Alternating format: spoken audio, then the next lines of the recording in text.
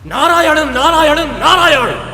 यदि एक बार और तूने अपनी चमत्कारी शक्तियों का श्रेय उस नारायण को दिया तो तुझे अपने हाथों से दंड दूंगा मैं।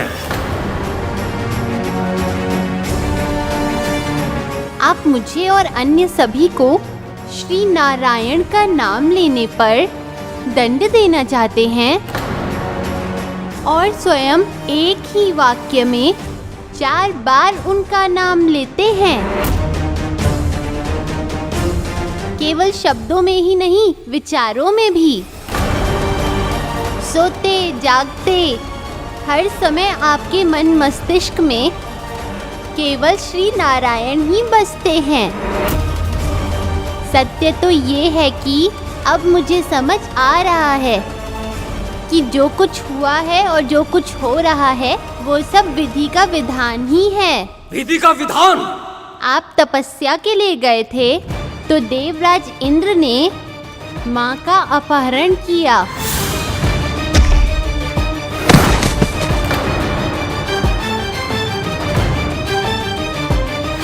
फिर मुनिवर नारद इनकी और मेरी रक्षा करने के लिए इन्हें अपने आश्रम ले गए।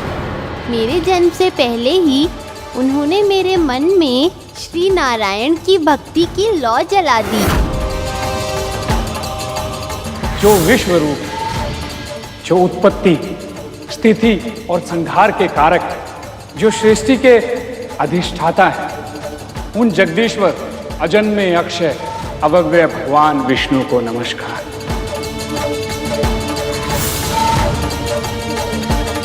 ये सब इसीलिए हुआ पिताजी, क्योंकि भगवान चाहते थे कि आप सदैव उनका स्मरण करते रहें। ऐसा तो मैंने कभी सोचा ही नहीं। क्या ये सत्य है पुत्र? बस! अति हो चुकी है अब। मैंने कहा था ना कुलद्रोही, यदि तुमने नारायण का नाम लिया तो मुझे स्वयं तुम्हारा वध करना होगा।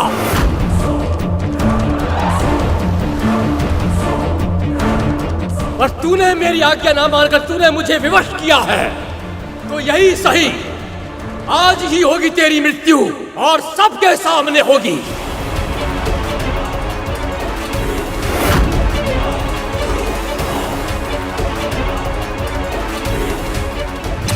स्वामी, ये क्या कर रहे हैं आप? मेरे मार्ग से हट जाइए लीलावती। चैतन्य हो जाइए स्वामी, ये हमारा ही तो पुत्र है।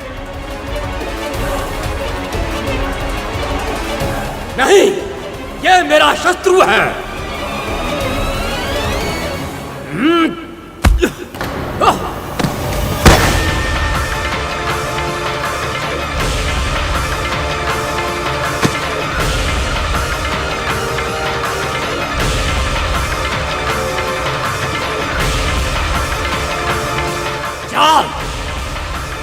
बहुत दिनों से चल रहा है तेरी भक्ति की शक्ति का खेल। आज इस खेल का अंत होगा।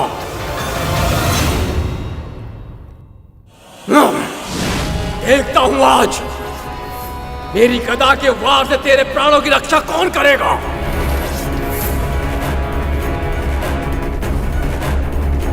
प्राण लेने वाले और जन्म देने वाले श्री विष्णु ही हैं।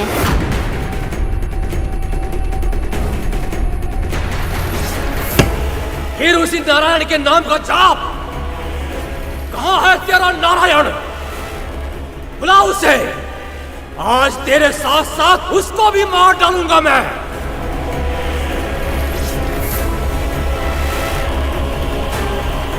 बुला, कहां है तेरा नारायण?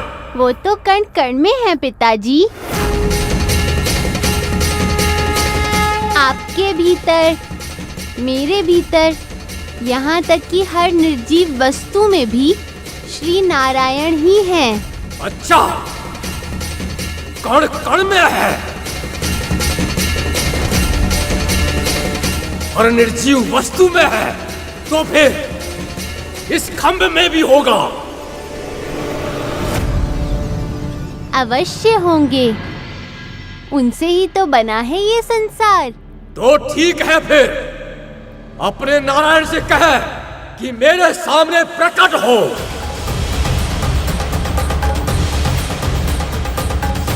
क्या हुआ? भयभीत हो गया? पुकार उसे, बुला।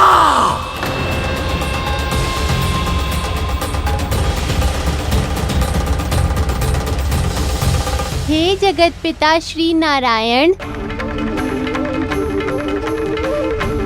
हे श्री विष्णु, मुझ सेवक की प्रार्थना सुनिए प्रभु। कृपया अपने आप को प्रकट करके मेरे पिताजी को दर्शन दीजिए।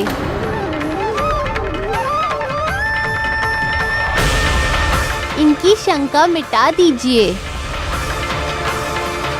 इनको सिद्ध कर दीजिए कि संसार के कण कण में आपका ही वास है।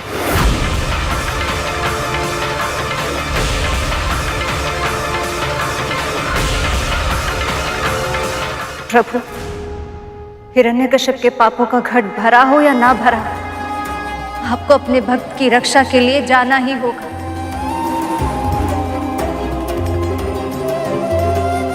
आपका भक्त आपको पुकार रहा है प्रभु।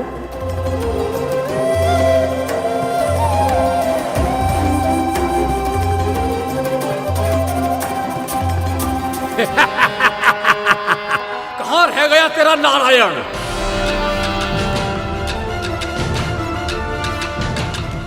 बड़ा भक्त बनता है ना तू उसका, पर वो तेरी पुकार सुनकर भी नहीं आया।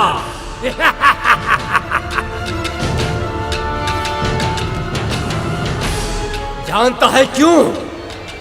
क्योंकि उसको मुझसे भय लगता है। इसलिए तो मुझसे छिप कर रहता है वो। ये सत्य नहीं है पिताजी। भय तो उन्हें छू भी नहीं सकता। जहाँ तक छिपने का प्रश्न है, वो तो आपके भीतर भी निवास करते हैं, मेरे भीतर भी, और इस खंभ में भी।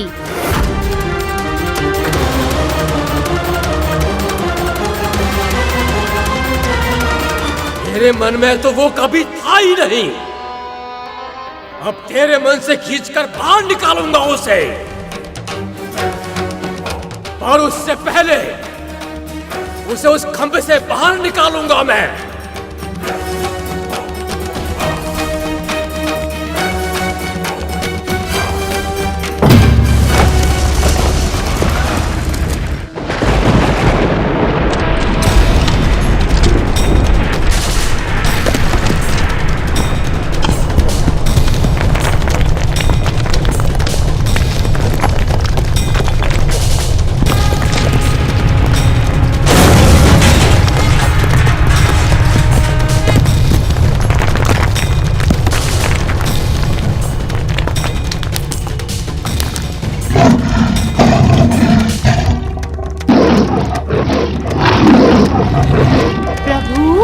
आपने कृपा कर दी, दर्शन दे दिए आपने।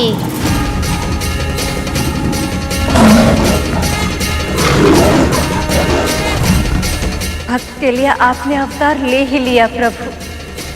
आप धन्य है, धन्य है आप।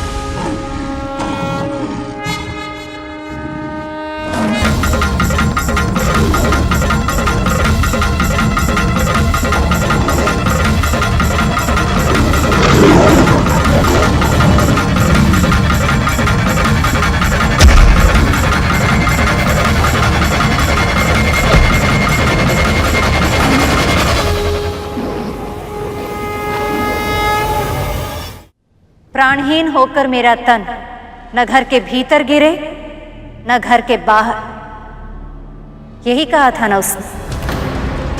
पर चौखट ना तो भीतर है ना बाहर। मेरा काल मुझ तक ना तो दिन में पहुंच पाए और ना ही रात में। पर ये तो संध्या काल है, दिन और रात के मध्य का समय।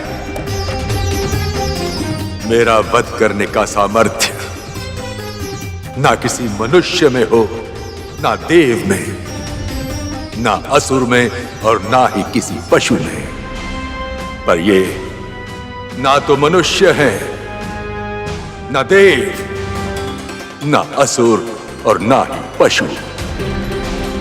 ये तो है नरसिंह।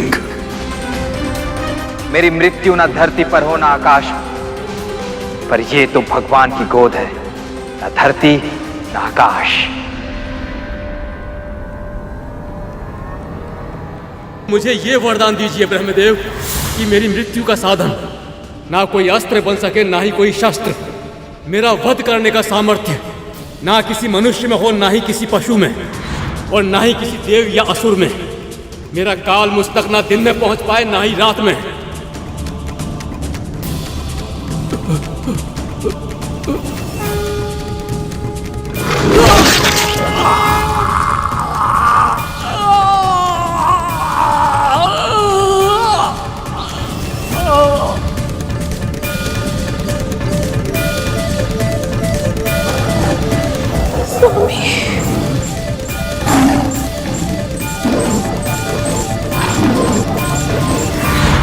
मेरी मृत्यु ना तो किसी अस्त्र से हो पाए ना किसी शस्त्र से, पर सिंहनख ना तो अस्त्र है ना शस्त्र। प्रभु ने इन सब शर्तों को मानकर भी उसका अंत कर दिया।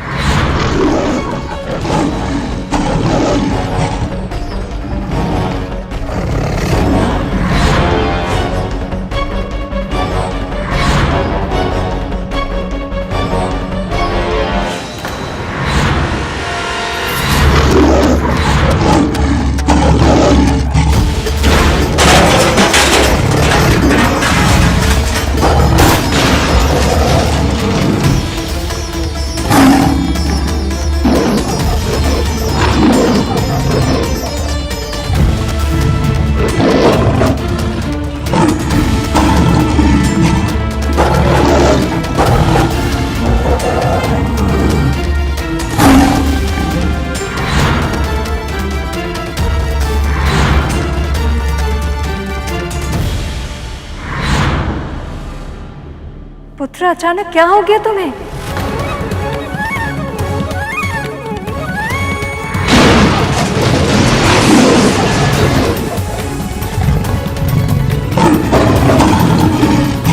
प्रहलाद, प्रभु श्री नारायण के अवतार तुम्हारी भक्ति की प्रेरणा से ही प्रकट हुए हैं, इसलिए केवल तुम ही अपनी प्रार्थना से इन्हें शांत कर सकते हो। यदि इनका रूप ऐसे ही उग्र होता रहा तो प्रलय आ जाएगी। पुत्र, संसार की रक्षा के लिए इन्हें शांत करो, इन्हें शांत करो। प्रहलाद, जाओ पुत्र, जाओ।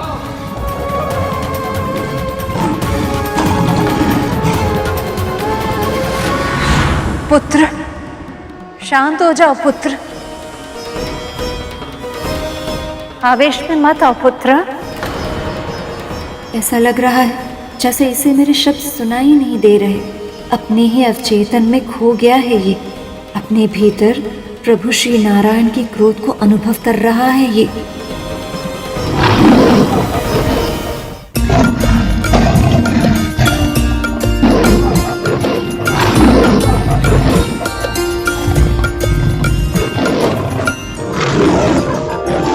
विराट पुरुष सर्वशक्तिमान है, विराट पुरुष सर्वशक्तिमान है। जनार्दन विष्णु महान है, जनार्दन विष्णु महान। आपको मेरा प्रणाम, आपको मेरा प्रणाम, बारंबार विनीत प्रणाम है।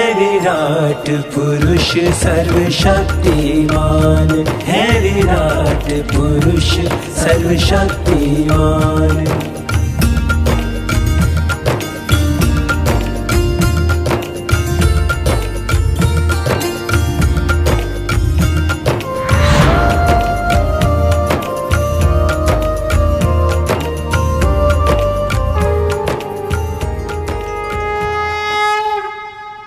माँ, मैंने आज तक बस भक्ति की थी। आज पहली बार अपने भीतर बसे प्रभु का आभास हुआ है मुझे। प्रभु का वाहन बन पाने की तुम्हारी यात्रा में ये सबसे महत्वपूर्ण पड़ाव था पुत्र। अब जब भी तुम प्रभु को लेकर उड़ोगे, उनके मन की बात उनके कहे बिना ही समझ पाओगे। प्रभु जब शांत हुए तब उन्होंने क्या कहा माँ? प्रहलाद से उनके मिलन के बारे में बताइए ना माँ। आपके दर्शन पाकर मैं धन्य हो गया प्रभु। असुर सम्राट प्रहलाद की जय। असुर सम्राट प्रहलाद की जय। असुर सम्राट प्रहलाद की जय। सम्राट प्रहलाद की जय। सम्राट प्रहलाद की जय। सम्राट प्रहलाद की जय।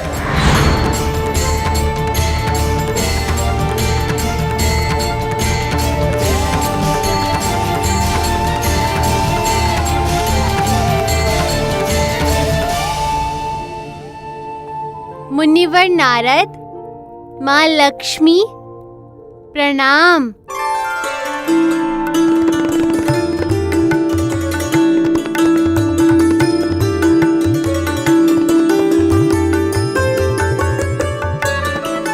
देवी, आंसू पोंछिए, ये तो सत्य के आभास का अवसर है।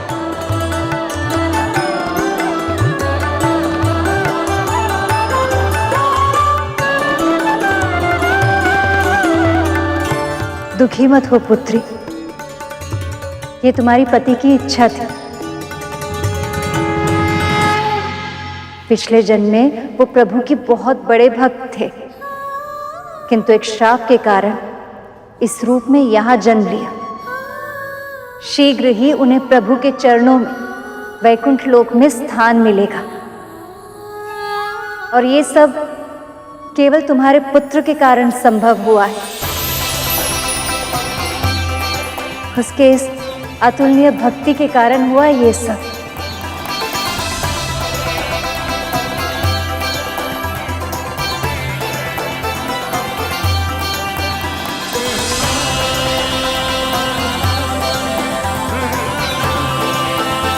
भक्त वत्सल असुर सम्राट की, प्रभु नरसिम्हा की, प्रभु नरसिम्हा की, प्रभु नरसिम्हा की, प्रभु नरसिम्हा की। आपने बहुत अच्छी कथा सुनाई माँ, मन प्रसन्न हो गया। जब एक अवतार की कथा ने मन को मुग्ध कर दिया, तो अन्य अवतारों के बारे में जानना कितना रोचक होगा। मुझे सभी अवतारों के बारे में बताइए ना माँ। निकट भविष्य में असुरराज बलि तीनों लोगों पर नियंत्रण प्राप्त करना चाहेंगे, तो प्रभु वामन अवतार लेंगे। उसके बाद जब पृथ्वी के राजा महाराजा अधर्म के मार्ग को अपना लेंगे, तब उन अधर्मी क्षत्रियों के अधर्म का अंत करने हेतु प्रभु महर्षि परशुराम के रूप में अवतार लेंगे। फिर अपने 7वें अवतार में प्रभु श्री राम के रूप में न केवल असुरों का अंत करेंगे, बल्कि समाज के समक्ष मर्यादापूर्ण जीवन जीने का परिमाण प्रस्तुत करके मर्यादा पुरुषोत्तम कहलाएंगे। पर जब द्वापर युग आएगा, तो प्रभु 16 कलाओं में प्रवीण श्री कृष्ण के रूप में अवतार लेंगे। फिर कलयुग के आरंभ में प्रभु बुद्धा के रूप में अवतार लेकर सृष्टि को अहिंसा और द्वेष मुक्त जीवन जीने का पाठ सिखाएंगे। और 10वें अवतार माँ, वो कैसे होंगे? प्रभु का 10वां और अंतिम अवतार भगवान कल्कि के रूप में होगा। पल पल अपने भक्तों के साथ रहते हैं और उनकी रक्षा के लिए स्वयं को कितना कष्ट देते हैं। सचमुच मां, प्रभु प्रभु धन्य है।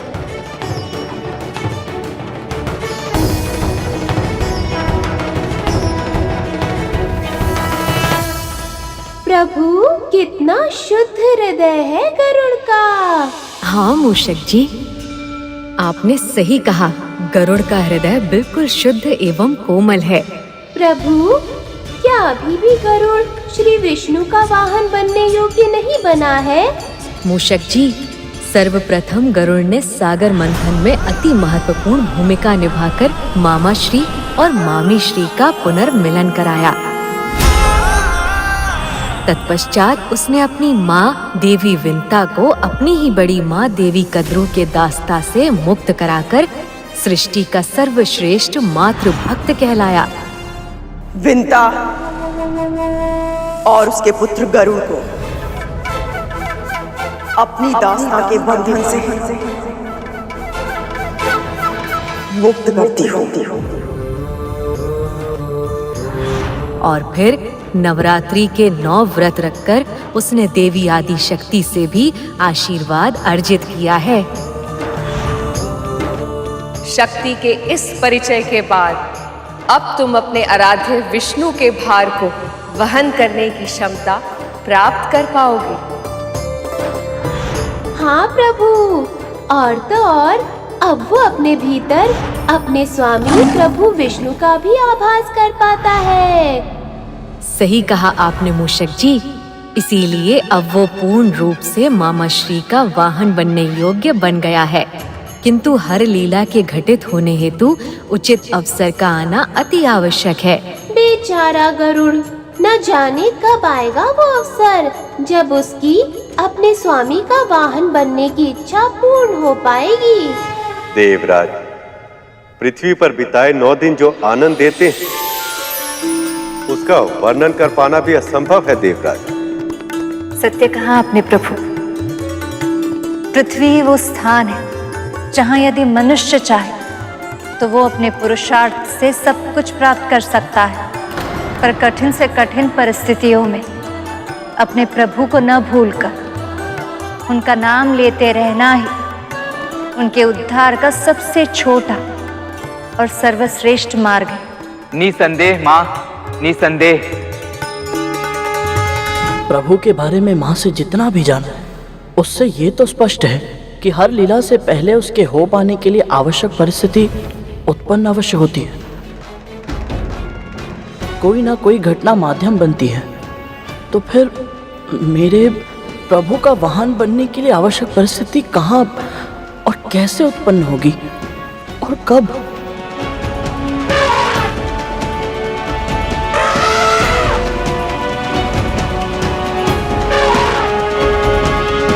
जल में पिताजी, जल से मुझे भय लगता है। हाँ, मुझे भी। भगवान की बनाई हुई सृष्टि में भय का कोई कारण ही नहीं है पुत्रों। देखो मुझे।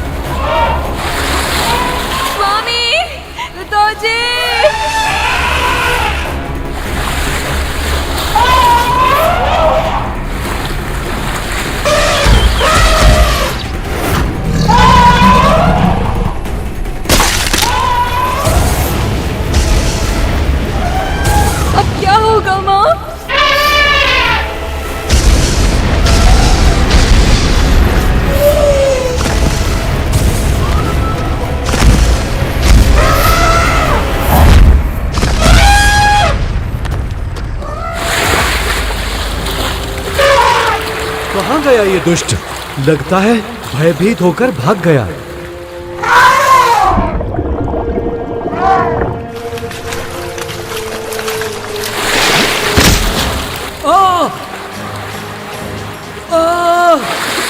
स्वामी पिताजी!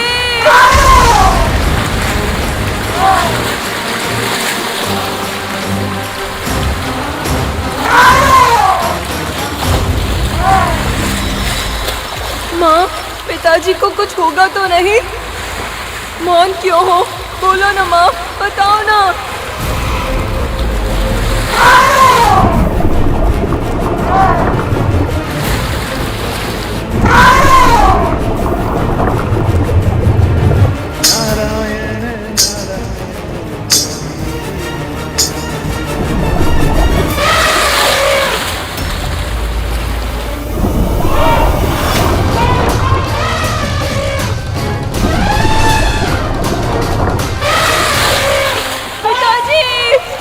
ये हाथी सहायता के लिए क्यों नहीं पुकार रहा है प्रभु को?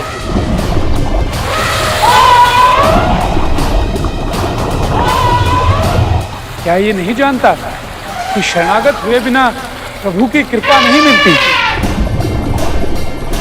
ये मुझे बहुत गहराई तक ले आया है। शीघ्र ही कुछ करना होगा।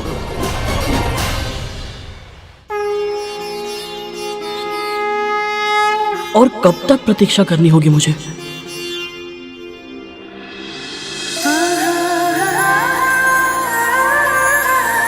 महारानी ने हमारे साथ जो कुछ भी किया उसके बाद भी आपका चित्त इतना प्रसन्न कैसे? चित्त चंचल होता है गरुड़, अपनी वर्तमान परिस्थिति से कभी संतुष्ट नहीं होता।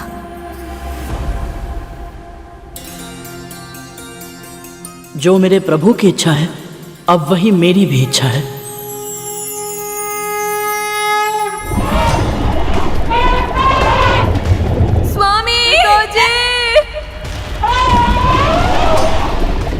अब जल में संतुलन बनाना कठिन हो रहा है। यदि ऐसे ही कुछ समय और बीता तो मृत्यु निश्चित है। इतने गहरे जल में मेरी शक्ति निरंतर कम होती जा रही है। इससे पहले कि इस दुष्ट मगरमच्छ का प्रयास सफल हो जाए, मुझे प्रभु श्री नारायण की शरण में जाना होगा।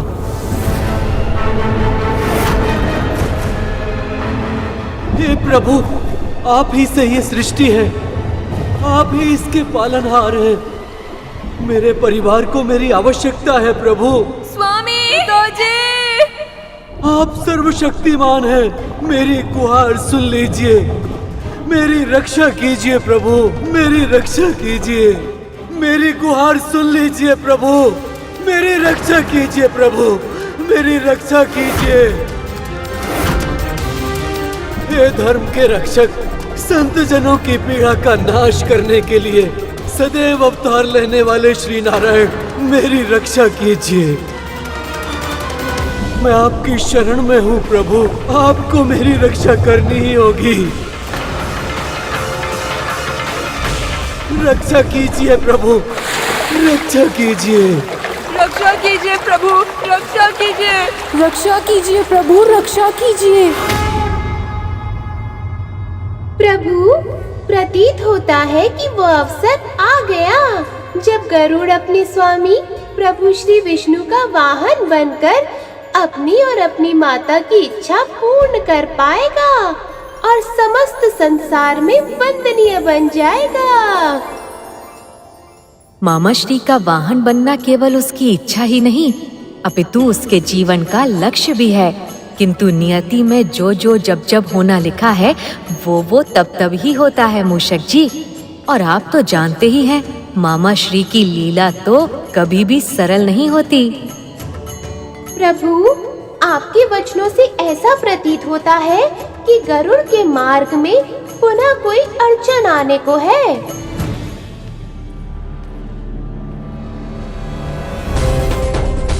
प्रभु मेरी ओर आ रहे। लगता है जिस समय की मुझे प्रतीक्षा थी वो समय आ गया। प्रभु!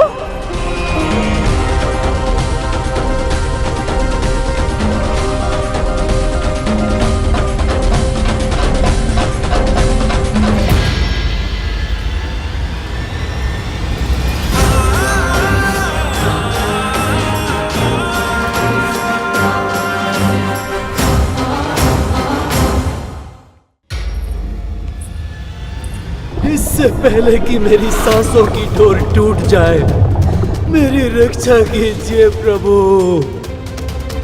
प्रभु, आप अपने आप को कष्ट क्यों दे रहे हैं? अपने सेवक को सेवा का अवसर दीजिए। अब तो मुझे अपना वाहन बना लीजिए प्रभु।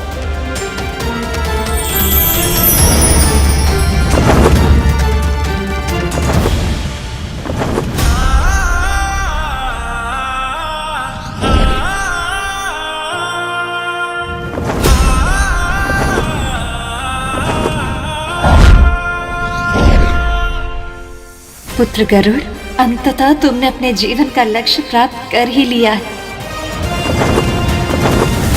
वंदनीय बनो पुत्र, वंदनीय बनो।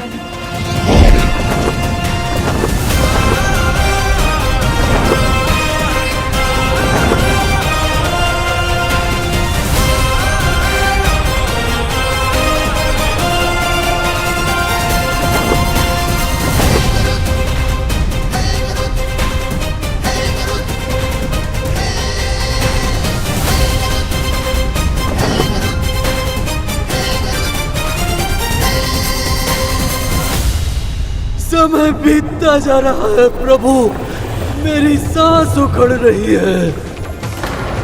अपने भक्त के प्राण बचाइए प्रभु, रक्षा कीजिए।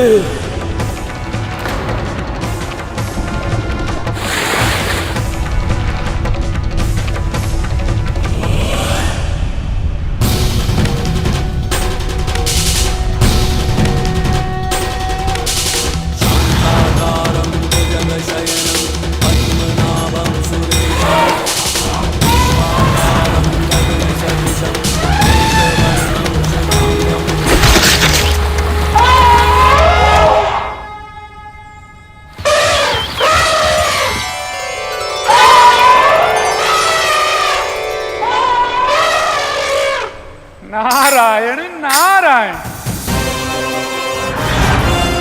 धन्यवाद प्रभु।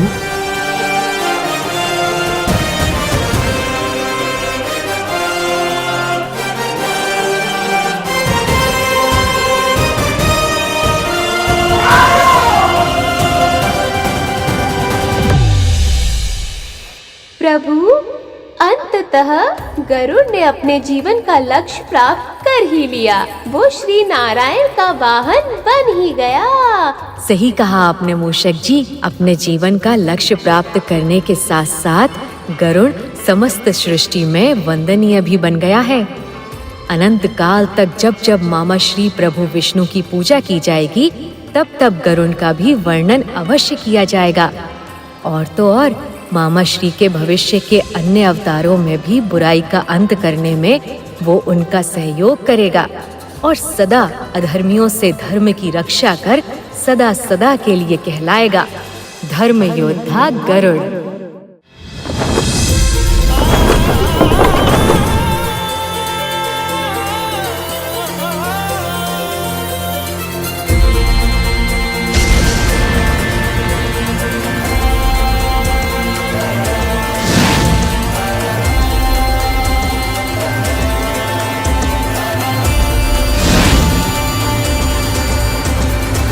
गरुड़, तुमने सिद्धि प्राप्त करके भी धैर्य का परिचय दिया और अपने आप को मेरे लिए पूरी तरह समर्पित कर दिया। मैं इससे बहुत प्रसन्न हूं। आपकी दया अथाह है प्रभु। मैं कृतज्ञ हूं मां लक्ष्मी का, भाई शेषनाग का, सभी देवी देवताओं का और सबसे अधिक मेरी मां विंता का, जिनके मार्गदर्शन और आशीर्वाद के बिना ये यात्रा करना मेरे लिए असंभव था। आप सभी का बहुत बहुत धन्यवाद।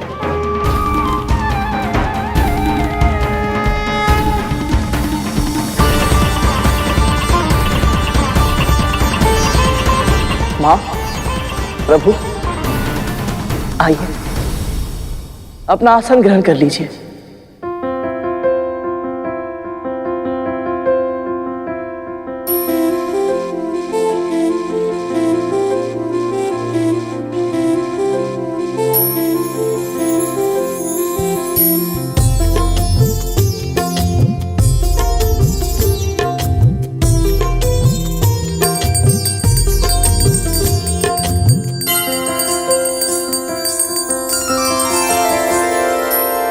अच्युतानंत गोविंद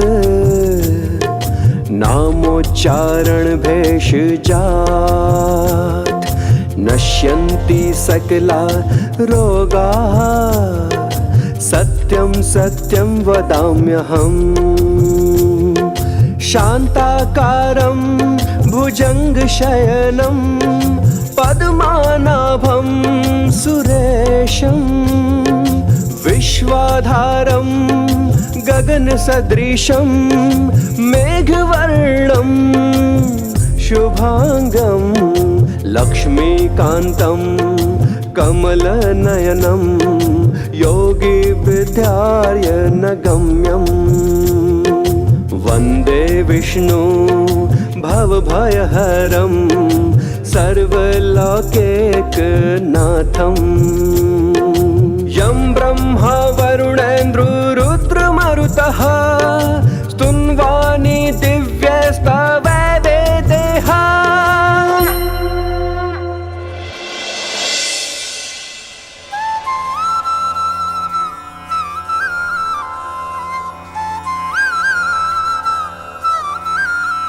गरुड़, आज तुम केवल मेरे वाहन ही नहीं बने, जिस प्रकार इस घंटी के मधुर स्वर कानों में प्रवेश कर सुख का अनुभव देते हैं, उसी प्रकार तुमने भी मेरे हृदय में प्रवेश कर लिया। इसलिए आज के बाद सदैव मेरे हर मंदिर में घंटी के रूप में तुम ही विराजमान होगे।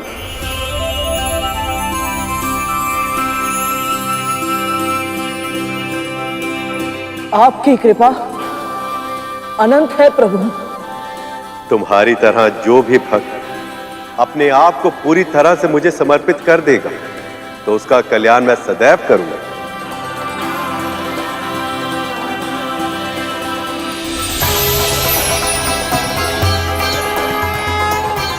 भक्त वत्सल, धर्मपरायण, सर्वशक्तिमान प्रभु श्री नारायण की जय। प्रभु श्री नारायण की जय। प्रभु श्री नारायण की जय। प्रभु श्री नारायण की जय। प्रभु श्री नारायण की जय। प्रभु श्री नारायण की जय।